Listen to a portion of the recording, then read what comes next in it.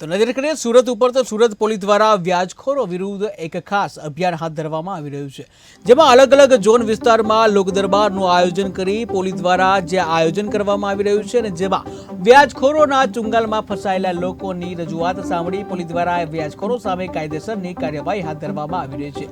જ્યાં આ દરમિયાન આજે સુરતમાં ઝોન 4માં લોકદરબારનું આયોજન કરવામાં આવ્યું હતું। एक व्याजखोरों विरुद्ध में एक लोक दरबार योजना एना लोगों विरुद्ध में एक अभियान सूरत शहर पुलिस द्वारा जो चालू करवामां आवेला छे, जेमां अत्यार सुधी बे जोनों में थया छे त्यां 12 जेटला गुना अत्यार सुधी दाखिल थई गया छे, जोन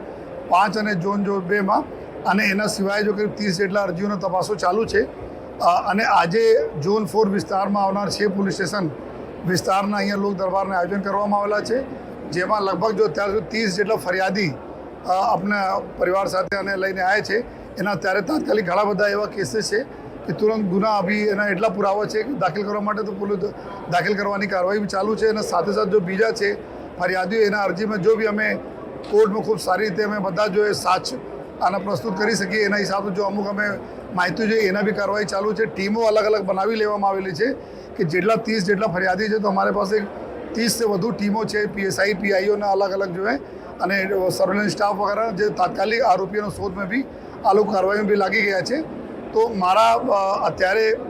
6 ઝોનના કર્યા પછી ફરી અમે લોકો આ બધા રિપીટ કરવાના છીએ લોક દરબારના આયોજન। તો મારે બધાને રિક્વેસ્ટ છે કે આપ બધાને અહીંયા અમુક લોકો આપના પ્રોત્સાહન આપતા હતા કે 25-30 હજાર